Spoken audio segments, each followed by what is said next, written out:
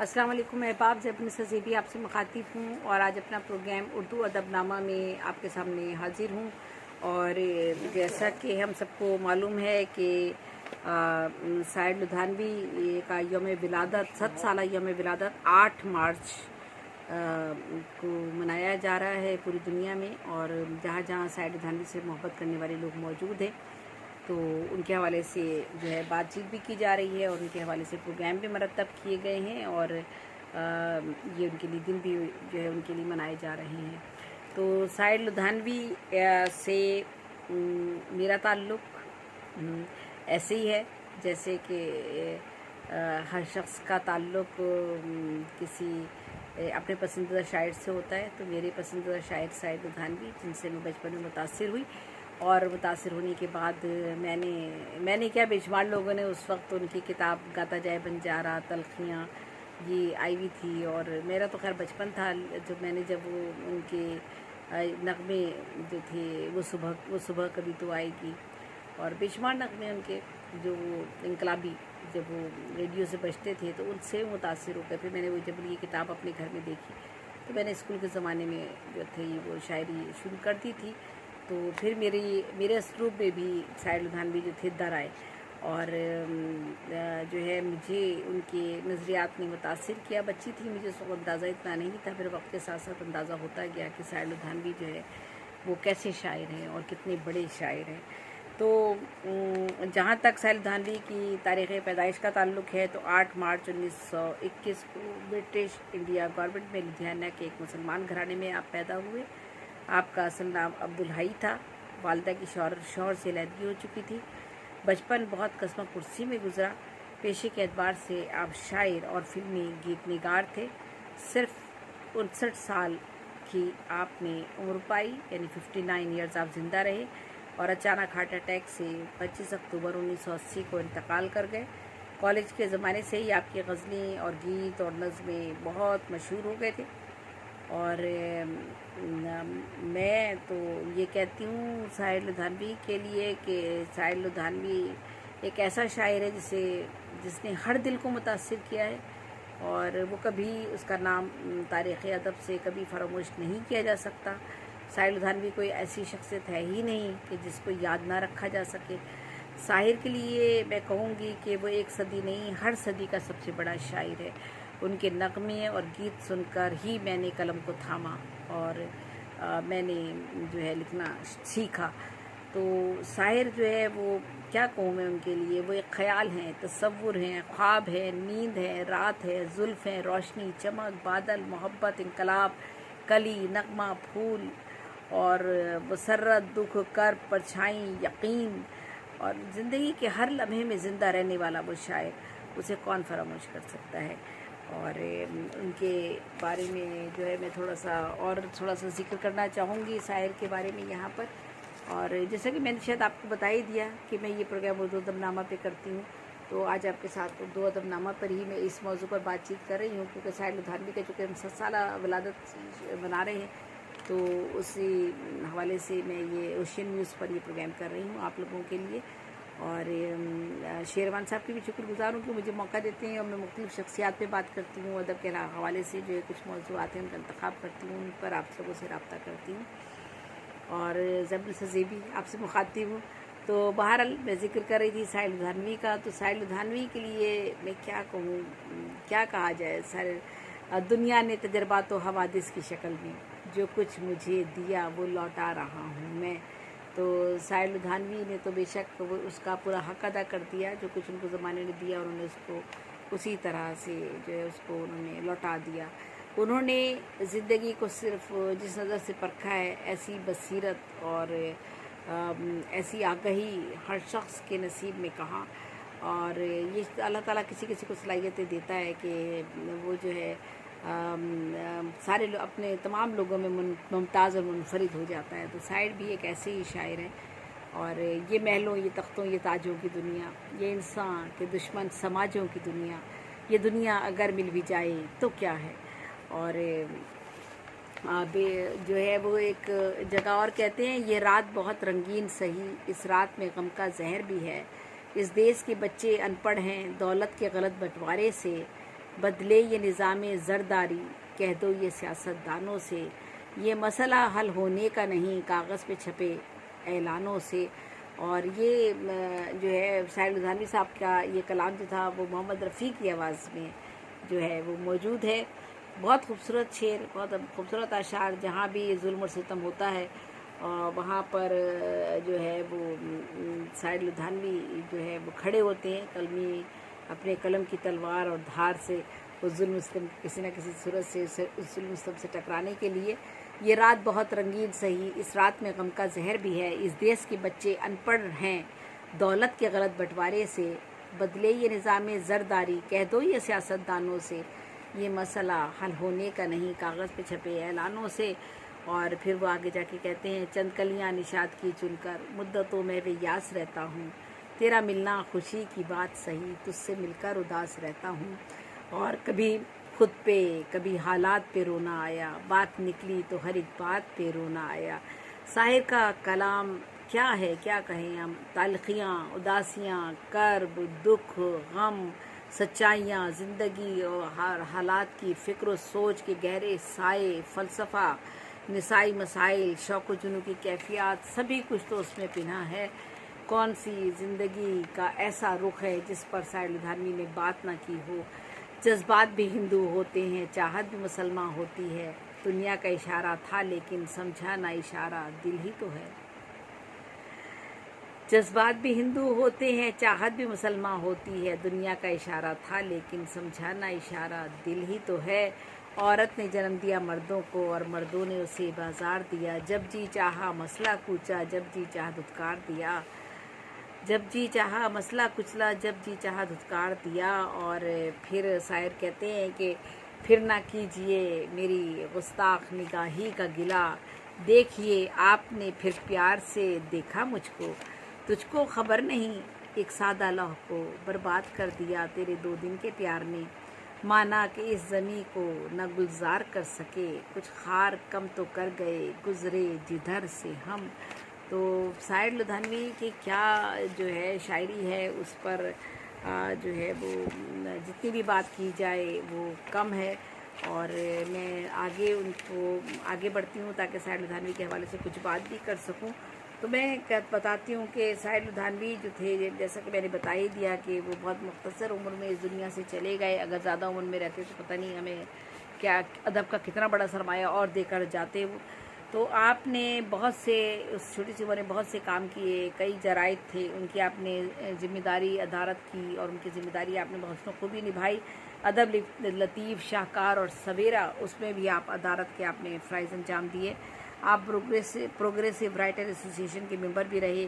1943 میں ساحر لدھیانوی لاہور منتقل ہو گئے تھے اور یہاں انہوں نے تلخیاں مکمل کی جو 1945 میں شائع ہو گئی، اور پروگریسو رائٹر ہونے کی وجہ سے نظریاتی طور پر آپ کمیونزم یا سوشلزم یا اس زمانے میں ترقی پسندانہ نظریات تھے ان سے متاثر ہوئے، اور پوری ایک نسل اس سے متاثر ہوئی، اور ان نظریات کو کچھ نے تو اس طرح سے برتا کہ وہ مذہب سے شاید دوری قرار دیا، لیکن بے شمار لوگ ایسے تھے جو مذہب سے بہت زیادہ قریب ہو گئے، اور انہوں نے جو تھا وہ مذہب کے جو ہمارے اصول ہیں اور جو ہمارے ریلیجن نے ہمیں بتایا ہے کہ کس طرح اپنے عام لوگوں کی زندگی کو بدلنا ہے اور ان کی فلاح و بہبود کے لیے کام کرنا ہے، وہ جو تھا اس نظریے کو انہوں نے اس میں محسوس کیا اور انہوں نے اس پر بات کی۔ تو بے شمار لوگ اس نظریے کے حامی صرف اس وجہ سے ہوئے کہ انہوں نے مذہب کا بہت قریب سے مطالعہ کیا ہوا تھا، اور انہوں نے یہ چاہا کہ یہ تو وہی بات کرتے ہیں جو ہمارا ریلیجن نے کہا ہے، جو حضرت محمد صلی اللہ علیہ وآلہ وسلم نے کہا ہے کہ غریبوں کا خیال رکھو، اور سماج میں جو ہے یہ جن چیزوں سے انتشار پھیلتا ہے ان کو کم کرو، غربت کم کرو، بھوک کم کرو، بے روزگاری کم کرو۔ تو ایسے ہی نظریات جو تھے ان سے متاثر تھے، اس عہد کی پوری نسل متاثر تھی جب یہ نظریاتی ترقی پسندی کا نظریہ ہمارے یہاں آیا، اور اس میں جو تھے شاعر نے بھی ایک کوئی متنازع بیان دے دیا تھا جس کی وجہ سے حکومت پاکستان کی جانب سے ان کی گرفتاری کا حکم ہو گیا تھا، تو وہ لاہور سے ممبئی اور یعنی اندھیری میں رہائش گاہ انہوں نے جا کر رہائش اختیار کی، انڈیا واپس چلے گئے، اور جہاں معروف شاعر موسیقار گلزار اور کرشن چندر سے ان کی ملاقاتیں ہوتی رہیں۔ فلمی دنیا بھی انہوں نے جب جوائن کی تو اس کا ایک بہت خاص مقصد تھا، یعنی وہ جو چاہتے تھے کہ ان کی بات، ان کی سوچ، ان کی فکر، ان کے خیالات اور عام آدمی کی زندگی میں تبدیلی اور غربت سے اپنے سماج کو نکالنا، خوشحالی اور برتری کی طرف لے کے جانا اور اپنے عام آدمی کی زندگی کی بات کرنا، ان ساری باتوں کو، ان سارے مسائل کو وہ جو اجاگر کرنا چاہتے تھے، اس کے لیے انہوں نے فلمی دنیا کا راستہ اختیار کیا، کیونکہ اس وقت یہی ایک سب سے بڑا ذریعہ تھا فلمی دنیا میں۔ ہمارے شعراء جو تھے نہ صرف روزگار کے لیے وہاں جایا کرتے تھے، بلکہ وہ جو تھے اپنے نظریات کو عام لوگوں تک، نچلی سطح تک پہنچانے کے لیے بھی فلمی دنیا کا انتخاب کیا کرتے تھے۔ سعید لدھیانوی نے بھی یہی کیا، اور وہ اپنی سوچ اور فکر کو عام آدمی تک پہنچانا چاہتے تھے اور بڑے بلند و بالا ایوانوں تک بھی پہنچانا چاہتے تھے۔ یہی وجہ ہے کہ انہوں نے اس راستے کا انتخاب کیا، اور جو تھا انہوں نے فلمی دنیا میں جو ہے انہوں نے فلموں کے لیے گانے لکھنے شروع کیے۔ 1949 میں ان کی فلم آزادی کی راہ پر سامنے آئی، لیکن وہ اتنی جو تھی وہ قابل توجہ نہیں رہی، لیکن 1950 میں ان کی فلم نوجوان جب سامنے آئی تو اس کے لکھے ہوئے گیتوں کو مقبولیت نصیب ہوئی، اور ان کے گانے ٹھنڈی ہوائیں کی دھن تو ایسی مقبول ہوئی کہ کافی عرصے تک اس کی نقل بنتی رہی۔ فلم نوجوان کے بعد ایس ڈی برمن اور سائر کی شراکت پختہ ہو گئی، اور اس جوڑی نے یادگار فلمیں منیم جی، پیاسا، اوس نمبر 44، جال، بازی، ٹیکسی ڈرائیور دی، جبکہ روشن کے ساتھ آپ کی جب شراکت ہوئی تو اس میں تاج محل اور بھیگی رات، دل ہی تو ہے، بہو بیگم، اور یہ چتر لکھا اور برسات کی رات جیسی فلمیں دی آپ نے، اور ان کے لیے نغمات لکھے آپ نے۔ خیام اور اوپینیرا ایندتا، خیام اور ایندتا روی اور جے دیو مدن موہن اور کئی دوسرے موسیقاروں کے ساتھ بھی کام کیا، اور کئی لافانی اور بے مثال نغمے زندگی کا ساتھ نبھاتا چلا گیا۔ نیا، نیلے گگن کے تلے، میں نے تو چاند ستاروں کی تمنا کی تھی، میں جب بھی اکیلی ہوتی ہوں، ابھی نہ جاؤ چھوڑ کر، ابھی تو دل بھرا نہیں، رات بھی ہے کچھ بھیگی بھیگی، دامن میں داغ لگا بیٹھے، چھو لینے دو نازک ہونٹوں کو، ملتی ہے زندگی میں محبت کبھی کبھی۔ تو بے شمار انہوں نے، ابھی میں اور آپ کے بے شمار جو گیت تھے وہ زبان زدام ہوئے، اور آپ کو بے شمار اعزازات اور ایوارڈ سے بھی آپ کو نوازا گیا۔ لینین امن ایوارڈ آپ کو ملا، پدم شری کے خطابات آپ کو جو دیے گئے، سب سے بڑے ایوارڈ تھے، کافی بڑے ایوارڈ تھے، اور آپ نے جو ہے وہ انگارے فلم، جورو کا بھائی، ریلوے پلیٹ فارم، پھر صبح ہوگی، کبھی کبھی، نیا دور، پیاسا اور میرین ڈرائیو اور ٹیکسی ڈرائیور، جال، دیوداس وغیرہ کا میں ذکر کر چکی ہوں۔ تو یہ سارے آپ نے جو تھے وہ بے شمار فلموں میں آپ نے کام کیا۔ آپ کے تو شعری مجموعے میں تلخیاں بھی ہے، گاتا جائے بنجارہ ہے، اور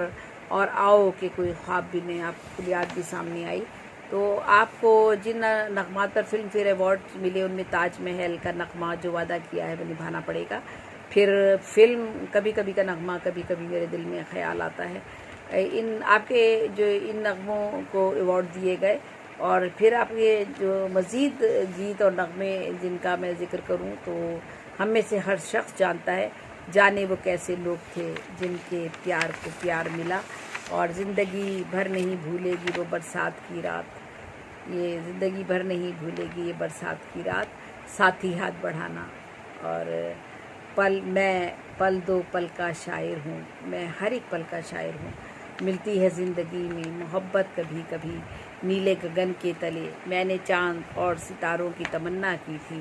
جو بات تجھ میں ہے تیری تصویر میں نہیں، ابھی نہ جاؤ چھوڑ کر کہ دل ابھی بھرا نہیں، میں زندگی کا ساتھ نبھاتا چلا گیا، آپ آئے تو خیال دل ناشاد آیا، آپ آئے تو خیال دل ناشاد آیا، بابل کی دعائیں لیتی جا تجھ کو سکھی سنسار ملے، اور دامن میں داغ لگا بیٹھے بچے من کے سچے، میں جب بھی اکیلی ہوتی ہوں، بستی بستی پربت گاتا جائے بنجارہ، تم اگر ساتھ دینے کا وعدہ کرو، جب بھی جی چاہے نئی دنیا بسا لیتے ہیں لوگ، مطلب نکل گیا تو پہچانتے نہیں، غیروں کے کرم اپنوں کے ستم۔ یعنی کیا کن کن باتوں کا ہم ذکر کریں، شاعر کے کن نغموں کا ذکر کریں، بے شمار ان کے نغمے جو ہیں وہ ہم میں سے ہر ایک جو ہے ان نغموں پر جو ہے ان نغموں کے بارے میں جانتا ہے، اور اگر آپ صرف ایک مصرع ہی پڑھیں تو اگلا مصرع خود بخود آپ کے ذہن میں آ جاتا ہے۔ تو شاعر نے اپنی فلمی شاعری میں ادب کے عنصر کو کبھی مجروح نہیں ہونے دیا، یعنی فلمی شاعری گو کہ ہمارے یہاں جو ہے ادب کا حصہ نہیں بنتی، لیکن ساحر لدھیانوی کا کلام ایسا ہے، بلکہ اور بھی بہت سارے شاعروں نے کچھ کلام ایسا لکھا ہے جو فلموں کے لیے تو لکھا ہی لکھا، لیکن اس کے بعد ان کا وہ کلام ادب کا بھی حصہ بنا، کیونکہ انہوں نے ادب شاعری میں ایک شائستگی کے معیار کو اور تہذیب کے معیار کو اور اخلاقی جو اخلاقیات ہے اس کو ساحر لدھیانوی نے مد نظر رکھا، اور دیگر بہت سے شاعروں نے بھی رکھا ہے۔ تو ساحر لدھیانوی نے جب فلمی شاعری تو لکھی، لیکن وہ فلمی شاعری بھی ان کی ادبی معیار کے بلند تر درجے پہ نظر آتی ہے۔ زبان و بیان میں اس میں توانائی ہے، تازگی ہے، جدت ہے، اور استعارات، تشبیہات کا برمحل استعمال، عروض و بحور پر گرفت ان کی مضبوط ہے۔ ان کی شعری مجموعہ کا جیسے میں نے بتا ہی دیا، گاتا جائے بنجارا، اور جو ہے گیت کئی ایڈیشن، گاتا جائے بنجارا کے تو کئی ایڈیشن شائع ہوئے، اتنے ایڈیشن کسی بھی شاعر کے شائع نہیں ہوئے جتنی ان کی کتابوں کے شائع ہوئے ہیں ساحر لدھیانوی کی۔ تو ان کے جو ہے وہ تاج محل کے گانے، مادام، چکلے، اور ثنا خوان تقدیر سے میں نے بھی ایک افسانہ لکھا ہے، ثنا خوان تقدیر سے مشرق کہاں ہے، اور جیسے گیت لکھ کر انہوں نے سماج اس طرح کی جو نغمے انہوں نے لکھے، اس میں انہوں نے سماج کے پسماندہ مخلوق حال مجبور طبقوں کی نمائندگی کی۔ ان کی شاعری میں انقلابی اور نظریاتی تحریک نے انہیں عوام کے دلوں میں بسا دیا۔ یہ محلوں، یہ تختوں، یہ تاجوں کی دنیا، یہ بھی میں پورا آگے پڑھتی ہوں۔ ان کے خیالات کو پروان چڑھانے میں ان کے ہم مزاج فلم ساز جو تھے، گرو دت وغیرہ، انہوں نے آر بی راج چوپڑا نے بھی ان کے لیے اس شعبے میں ہمراہیں ہموار کی اور ان کا بڑا ساتھ دیا۔ انہوں نے اپنے حالات زندگی پر مبنی گرو دت کی جو فلم تھی پیاسا، اور یش راج کی کبھی کبھی میں جو گیت لکھے وہ بھی بہت مقبول ہوئے۔ یہ ساحر لدھیانوی نے اپنی زندگی کے حوالے سے اس فلم میں کافی حد تک اپنی عکاسی کی ہے۔ جانے وہ کیسے لوگ تھے جن کے پیار کو پیار ملا، یہ دنیا اگر مل بھی جائے تو کیا ہے، میں پل دو پل کا شاعر ہوں، کبھی کبھی میرے دل میں خیال آتا ہے۔ تو آپ نے جو ہے وہ جس شاعری کو آپ نے زبان دی وہ عام آدمی کے مسائل پر لکھی گئی شاعری تھی، اور وہ کلام جو تھا وہ آپ کا دلوں کو چھو گیا، اور لوگوں نے اس کلام کو جو ہے اس کلام کو اور اس شاعری کو جو ہے بہت پسند کیا۔ اور آج اتنے برس یعنی 100 سال گزر جانے کے بعد، 100 سال آپ کا جشن ولادت منایا جا رہا ہے، تو 100 سالہ جشن ولادت کے موقع پر بھی ساحر لدھیانوی کے گیت اسی طرح تر و تازہ، اور ان کا میسج اور ان کا جو دیا ہوا مقصدی کلام تھا وہ آج بھی اسی طرح سے ہم سب کے دل کی آواز ہے، اور ہم سب کے لیے جو ہے وہ ایک یہ خوب مثال ہے۔ ایسی شاعری کرنا جو ہے کوئی آسان کام نہیں ہوتا۔ تو ساحر لدھیانوی نے انسان کے بنیادی مسائل جو تھے نا ان پر بات کی تھی، بھوک افلاس ہے، غربت ہے، بے روزگاری ہے، اور ظلم و استحصال ہے۔ اس کے خلاف، ظلم و استحصال کے خلاف ساری زندگی وہ ڈٹ کر کھڑے رہے۔ اور وہ کہتے ہیں کہ جو ان کی نظم ہے تاج محل، وہ تو شاہکار نظم ہے ان کی، اور یہ چمنزار، یہ جمنا کا کنارہ، یہ محل، یہ منقش در و دیوار، یہ محراب، یہ طاق، ایک شہنشاہ دولت کا سہارا لے کر ہم غریبوں کی محبت کا اڑایا ہے مذاق۔ اور پھر میں اس کو دوبارہ سے پڑھنا چاہوں گی، یہ چمنزار، یہ جمنا کا کنارہ، یہ محل، یہ منقش در و دیوار، یہ محراب، یہ طاق۔ دیکھیے عکاسی، دیکھیے کیا عکاسی کی انہوں نے۔ یہ چمنزار، یہ جمنا کا کنارہ، یہ محل، یہ منقش در و دیوار، یہ محراب، یہ طاق، ایک شہنشاہ دولت کا سہارا لے کر ہم غریبوں کی محبت کا اڑایا ہے مذاق۔ اور نظم یہ تاج محل، اس کو جو شہرت شاعر کو حاصل ہوئی ہے، کسی دوسرے شاعر کا حصہ نہیں رہی، کیونکہ اور لوگوں نے بھی تاج محل کو حوالہ بنایا اور تاج محل پہ بہت سے اشعار کہے ہیں۔ میرا بھی ایک شعر تھا، بھی مجھے یاد نہیں آ رہا، میں سناتی ہوں، میں نے خواتین کے حوالے سے لکھا تھا، چلے خیر ابھی یاد نہیں آ رہا مجھے۔ پھر وہ افسانہ جسے انجام تک لانا نہ ہو ممکن، اسے خوبصورت موڑ دے کر چھوڑ دینا اسے ایک خوبصورت موڑ دے کر چھوڑنا اچھا، وہ افسانہ جسے انجام تک لانا نہ ہو ممکن، اسے ایک خوبصورت موڑ دے کر چھوڑنا اچھا، دیکھا ہے زندگی کو کچھ اتنے قریب سے، چہرے تمام لگنے لگے ہیں عجیب سے۔ اور ان کی ایک نظم، اے شریف انسانوں، اس نظم نے تو پوری دنیا کو جنگ سے دور رہنے اور امن و امان کو فروغ دینے کی جانب راغب کیا۔ جنگ تو خود ہی ایک مسئلہ ہے، جنگ کیا مسئلوں کا حل دے گی، جنگ کیا مسئلوں کا حل دے گی، جنگ تو خود ہی ایک مسئلہ ہے۔ تو دیکھیے کتنا خوبصورت پیغام انہوں نے دیا جنگ کے حوالے سے۔ تو یہ بڑی خوبصورت نظم ہے، میں پورا تو کلام یہاں آپ لوگوں کے سامنے نہیں پیش کر پا رہی ہوں کیونکہ وقت کی کمی ہوتی ہے اور اتنی بہت سی باتیں جو ہمیں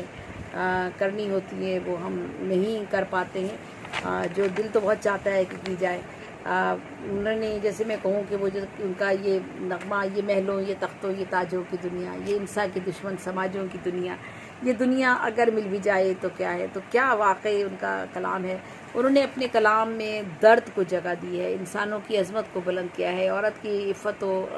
عظمت کو جو ہے اور عزت کو احترام کی نظر سے روشناس کرایا ہے، اور اس کے لیے انہوں نے جد و جہد کی ہے۔ مردوں کے استثالی معاشرے میں عورت پر ڈھائے جانے والے جو ظلم و ستم ہوتے ہیں، تشدد ہوتا ہے، ان کے ساتھ ظلم و زیادتی ہوتی ہے، ان کو کمتر جانا جاتا ہے، ان کو حقوق نہیں دیے جاتے ہیں، ان کی صحت کا، ان کی تعلیم کا، ان کی دیگر ضروریات کا خیال نہیں رکھا جاتا ہے، ان سب کے لیے جو ہے وہ ساحر لدھیانوی نے بہت تلخ انداز میں لکھا ہے، اور عورت کو جو ہے بہت خوبصورت انداز میں انہوں نے جو ہے پیش کیا ہے۔ وہ کہتے ہیں کہ انہوں نے دوسرے ہمارے یہاں جو شعراء ہے انہوں نے تو عورت کے خد و خال، اس کی حسن و خوبصورتی، زلفوں، آنکھوں،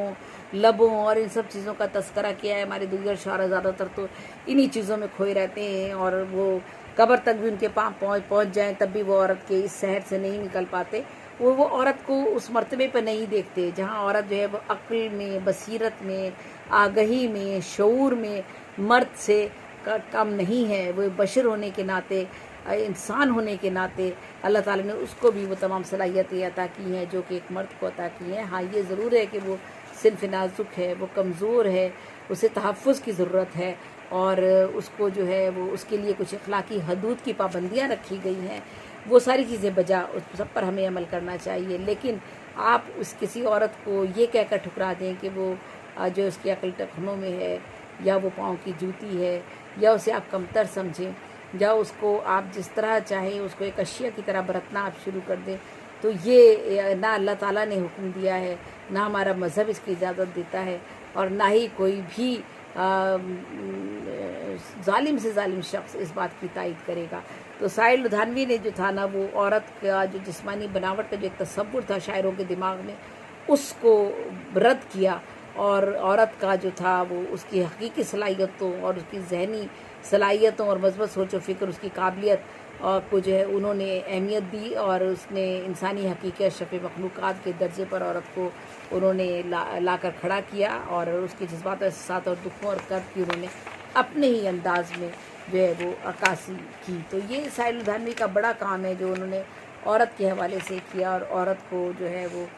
ماں، بہن، بیٹی کا درجہ دیا، اور جو لوگ عورت کو اس طرح نہیں سمجھتے اور ان لوگوں کو انہوں نے جو ہے رد کیا ہے۔ اور آج جب ہم 8 مارچ کے حوالے سے بات کر رہے ہیں، ہمارا یہ انٹرنیشنل دن بھی منایا جا رہا ہے، اور مارچ کا مہینہ بھی اسی حوالے سے، عورت کے حوالے سے ہم جب بات کرتے ہیں تو ہم وہاں اتنی ہی بات کرتے ہیں، اس سے زیادہ بات نہیں کرتے۔ ہم کوئی نعرے اٹھا کر اپنی آزادی کے سڑکوں پر جانا پسند نہیں ہرگز کرتے، بلکہ ہم یہی بات کرتے ہیں کہ عورت جہاں ظلم ہو رہا ہے عورت کے ساتھ، اس عورت کو جو ہے اس ظلم سے بچانا چاہیے، اور اس عورت کو کہ جو ہے وہ زندہ رہنے کا حق ملنا چاہیے، اور اس کو جو ہے اس کی عزت کی جانی چاہیے عورت کی، کیونکہ عورت جو ہے وہ ہمارا ریلیجن ہمیں یہ کہتا ہے۔ حضور جب جو ہے ان کی بیٹی گھر تشریف لاتی تھی تو حضور اپنی چادر اتار کے بچھا دیا کرتے تھے، اور وہ بیٹی ان کی بیٹھ جاتی تھی۔ تو یہ دیکھیں نا بیٹی کا مرتبہ، حضور نے کہا ماں کے قدموں کے نیچے جنت ہے۔ دیکھیے آپ کیا مطلب، کیا مقام اور مرتبہ ہمارے مذہب نے ہمیں دیا ہے۔ تو یہی بات ہمارے جو اہل قلم ہیں وہ بھی اس بات کو آگے بڑھاتی ہیں، اور ساحر لدھیانوی نے جو خاص طور پر جو ہے وہ اس موضوع کو جو ہے وہ اجاگر کیا، اور عورت کی صلاحیتوں کو انہوں نے تسلیم کرنے کی طرف جو ہے وہ لوگوں کی جو ہے توجہ دلائی کہ عورت جو ہے اس کی صلاحیتوں پر ہمیں جو ہے وہ ان کو ہمیں پوری طرح سے ان پر ہمیں جو ہے نظر رکھنی چاہیے. اور اس کی کالج کے زمانے میں یہ پرسنل بات ہے, اس کا آپ کیا ذکر چکے, شاعر کی بات ہو رہی ہے تو چلے کوئی بات نہیں. اور دیکھیں شاعر کا میں ایک بات اور بھی جو مجھ تک میں نے پڑھی اور مجھ تک آئی کہ ان کا وہ اپنے والد نے جو تھے ان کے اولاد جو تھی ایک ہی بیٹا یہ صاحب لدھیانوی تھے. باپ بہت دولت مند آدمی تھے اور لیکن پھر ان کو چونکہ علیحدگی ہو گئی تو شاعر کو جب کہا گیا کہ بھئی آپ کس کے پاس رہیں گے, بے شمار دولت کا ان کو لالچ بھی دیا گیا اور بے اندازہ دولت ان کے سامنے رہی, لیکن انہوں نے اس سب کو ایک طرف ٹھوکر پہ رکھا, اس دولت کو اور اس دولت کے انبار کو, اور وہ اپنی ماں کے پاس چلے آئے اور اپنی ماں کے ساتھ انہوں نے زندگی گزاری. اور وہ زندگی بہت تکلیف دہ زندگی تھی. انہوں نے بہت بچپن سے ہی جو تھا وہ اسی وجہ سے انہوں نے جو ہے وہ معاشی طور پر وہ بہت زیادہ تنگ رہے, اور جب وہ پاکستان آ گئے تب بھی ان کے حالات بے اندازہ خراب رہے اور بہت کوئی اچھے حالات ان کے نہیں تھے. تو مطلب یہ کہ جب والدین کی علیحدگی کے بعد ان کی زندگی جو تھی وہ بہت قسمہ پرسی کا شکار رہی, لیکن بہرحال انہوں نے اپنی ماں کا ساتھ دیا اور دولت کا ساتھ نہیں دیا. اور یہی وجہ ہے کہ ان کے ہاں جو ہمیں کلام اور نظریات ملتے ہیں وہ وہی ملتے ہیں جو ان کی زندگی پر بیتا اور زندگی پر انہوں نے برتا, اسی کو انہوں نے اپنی شاعری میں بیان کیا ہے. تو کربناک شاعری اور سچی شاعری تو اسی کے دل سے نکل سکتی ہے, وہی کر سکتا ہے جس نے ان ساری چیزوں کو خود بھی دیکھا ہوتا ہے اور برتا ہوتا ہے. تو آپ نے کالج کے زمانے میں امرتا پریتم سے آپ کو محبت ہو گئی تھی, آپ انہیں پسند کرتے تھے, اور پھر انہی کی محبت میں آپ نے تمام عمر شادی بھی نہیں کی. امرتا پریتم جو تھی وہ پنجابی ادب کی ایک بڑی شاعرہ تھی, اور 16 سال کی عمر میں امرتا کی شادی جو تھی وہ پریتم سنگھ سے ہو گئی تھی, اور پریتم سنگھ سے ان کے 2 بچے بھی ہوئے. بعد میں پریتم سے ان کی طلاق ہو گئی, علیحدگی ہو گئی تھی. شاعر کی موت پر انہوں نے کہا, جب شاعر کا انتقال ہو گیا تو امرتا نے کہا کہ میں آج برباد ہو گئی. یہ چھوٹا سا جملہ ہے لیکن اس بات کی عکاسی کرتا ہے کہ وہ کس حد تک جو تھیں شاعر سے محبت کرتی تھیں. لیکن بہرحال وہ جو بھی حالات تھے, جو بھی صورتحال تھی, مذہبی تفاوت تھا اور بہت ساری چیزیں تھیں جس کی وجہ سے شادی ہونا ممکن نہیں تھی. تو جو بھی فیصلے اللہ تعالیٰ کرتا ہے اس میں اس کی کوئی مصلحت ہوتی ہے, اس کی بہتری ہوتی ہے. تو بہرحال پھر جب انہوں نے چاہا کہ وہ شاعر کی زندگی میں دوبارہ داخل ہو جائیں, جب جو ہے وہ ان کی اپنے شوہر سے علیحدگی ہو گئی تھی تو انہیں محسوس ہوا کہ شاید شاعر جو ہے وہ کسی اور عورت کی طرف راغب ہے, یا ان کے دل میں کسی اور عورت کے لیے محبت کے نرم جذبات, لطیف جذبات ہیں. تو یہ محسوس کر کے امرتا جو تھی واپس پلٹ گئی, اور مطلب محبت میں بھی جو ہے نا وہی ایک اتنا شائستگی والا ایک انداز مجھے نظر آتا ہے ایسے موقع پر کہ شکایت بھی نہیں کی, گلہ بھی نہیں کیا, اور واپس پلٹ گئی. اور پھر جب وہ واپس پلٹی تو امروز ایک تھے ایک جو ان کو مل گئے, اور امروز جو تھے وہ امرتا کے عاشق تھے. چونکہ امرتا خود بہت بڑی شاعرہ تھیں اور بڑا اچھا کلام لکھتی تھیں, اور ان کے الفاظ, ان کے حروف جو تھے وہ لوگوں کے دلوں میں اتر جایا کرتے تھے. تو انہی کے عہد کا ایک شخص امروز تھا جو امرتا کو پسند کرتا تھا, لیکن امرتا وہ یہ بھی جانتا تھا کہ امرتا جو ہے شاعر لدھیانوی سے محبت کرتی ہیں. اس کے باوجود وہ امروز نے جو تھا وہ جو تھی ان کا ساتھ دیا, امرتا کا ساتھ دیا. اور وہ یہ امروز کے الفاظ ہیں کہ وہ کہتے ہیں کہ جب میں امرتا کو اسکوٹر پر بٹھا کر ریڈیو چھوڑنے جایا کرتا تھا تو میں جاتا تھا تو وہ سارے راستے امرتا میری کمر پر اپنی انگلیوں سے ساحر ساحر ساحر لکھتی رہتی تھی. یعنی آپ جب انگلیوں کو یوں کریں نا, سین الف سا ہیر ہر ساحر, سین الف سا ہیر ہر ساحر, مطلب وہ اتنا زیادہ ان سے متاثر تھی. اور شاعر کی شاعری ایسی تھی, شاعر کا کلام ایسا تھا شاعر لدھیانوی کا. اور یہ بات الگ ہے کہ ضروری تو نہیں ہے کہ وہ جو انسان چاہتا ہے وہ اسے میسر آ جائے. تو یہ حالانکہ یہ امروز کا بھی ظرف تھا یا ظرف تھا، یا میں کیا کہوں کہ کیا کہنا چاہیے مجھے. بہرحال کچھ چیزیں جو ہمارے ریلیجن ہمیں الاؤ نہیں کرتا اس بات کی، اس کی تو میں تائید نہیں کروں گی، ہرگز بھی نہیں کروں گی، نہ میں ایسی ان چیزوں کی تائید کروں گی جو یہ ہوئی. لیکن بہرحال انسان ہے، بشر ہے، اور وہ جو ہے راغب ہو جاتا ہے، انسان کی طرف ہی راغب ہو جاتا ہے. اس پر بھی میرا ایک شعر ہے، اس وقت مجھے یاد نہیں آ رہا کہ وہ کون ہے جس نے محبت نہ کی ہو. تو انسان ہے تو انسان سے محبت ضرور کرتا ہے. تو بس یہ بات الگ ہے کہ کبھی غلط انسان سے ہو جاتی ہے اور کبھی صحیح انسان سے ہو جاتی ہے. تو بہرحال یہ ہوا. اور امرتا نے تو خیر بڑی لمبی عمر پائی، 80 برس انہوں نے عمر پائی، اور آخری عمر تک جو تھی وہ ساحر کو ہی یاد کرتی رہیں. اور گو کہ وہ ان کا انتقال امبروس کی گود میں ہی ہوا، اور وہیں انہوں نے دم توڑ دیا. ساحر لدھیانوی کی شاعری میں ہمیں جا بجا امرتا نظر آتی ہیں. ساحر نے اپنی ایک نظم بھی فریم کروا کر امرتا کو گفٹ کی تھی. ساحر لدھیانوی کی شاعری کو کسی کی صنعت کی ضرورت ہرگز بھی نہیں ہے. اور لیوس کہتا ہے کہ اچھا شاعر وہ ہے جو دوسروں سے زیادہ حیات آشنا ہو اور اپنے زمانے کا بہترین شعور رکھتا ہو. تو شاعر کے ہمیں شعور بھی ملتا ہے اور وہ حیات آشنا بھی ہیں. اور شاعر کو زندگی کی تلخیوں، حقیقت اور رموز و اسرار کا ادراک بھی تھا، اور انہوں نے زندگی کے نشیب و فراز اور مد و جزر اور ٹھوس حقائق کو اپنے انفرادی زاویہ نگاہ سے دیکھا اور اسے انہوں نے اپنی شاعری کا موضوع بنایا. دنیا نے تجربات و حوادث کی شکل میں جو کچھ مجھے دیا ہے وہ لوٹا رہا ہوں میں. تو آج میں نے ساحر لدھیانوی کا، چونکہ ہم 7 سالہ جشن ولادت منا رہے ہیں اس مہینے میں، تو میں نے بھی ساحر لدھیانوی کو جو ہے یہ آج خراج عقیدت پیش کیا ہے. جیسا کہ میں بتا ہی چکی ہوں کہ ساحر لدھیانوی کا جو انتقال ہے وہ ان کا جو تھا 1980 میں، جی بالکل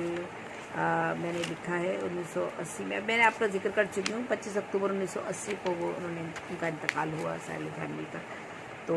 آج میں نے یہ پروگرام آپ لوگوں کے لیے یہاں پر پیش کیا ہے اردو ادب نامہ میں، اوشین نیوز کے لیے. تو آپ جو ہے وہ اس سے کس حد تک مستفید ہوتے ہیں اور کیا آپ تک معلومات پہنچتی ہیں. اصل جو بات میں مقصد بیان کرنا چاہ رہی تھی وہ ان کی شاعری تھی.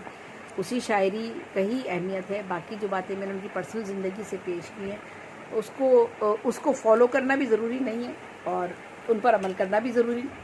نہیں ہے، اور ان پر اعتراضات بھی کئی ہوتے ہیں، اور ضروری نہیں ہے کہ ہر چیز ہر شخص کی درست ہو اور صحیح ہو. لیکن جو چیزیں اچھی ہوں انہیں ہمیں اپنا لینا چاہیے اور ان کو ہمیں اپنی زندگی میں برتنا چاہیے. جو چیزیں صحیح نہ ہوں، ہم انسان ہیں نا، خامیاں بھی ہیں خوبیاں بھی ہیں، جو نہ ہوں ان سے ہمیں دور ہو جانا چاہیے. تو آخر میں جب سے بھی کو اجازت دیجیے. اوشین نیوز پر شیروان صاحب پر ان کی پوری ٹیم کا بہت شکریہ کہ آج میں نے یہ پروگرام ان کے چینل پر کیا، ان کے اوشین نیوز کے لیے کیا، اور وہ ان کے پیج سے آپ سارے لوگ جو ہیں آج اس سے مستفید ہوں گے. اللہ حافظ. اللہ نگہبان.